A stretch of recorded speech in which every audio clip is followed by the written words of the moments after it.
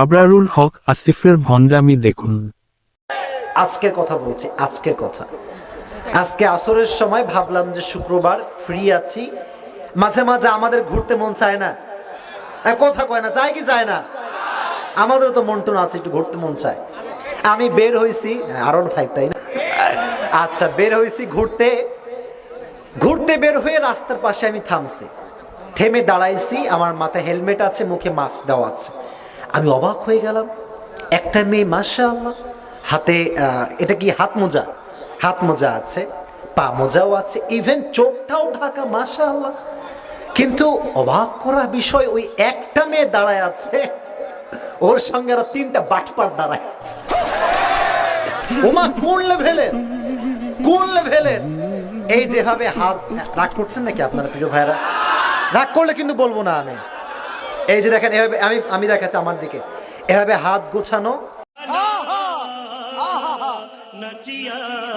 এখানে পুরোটা কি ব্রেসলাইট না কি বলে এটাকে, ব্রেসলেট তাই না?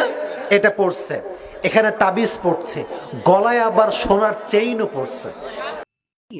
बहुत तेज हो रहा है। আমি দেখে মনটা ভেঙে গেল।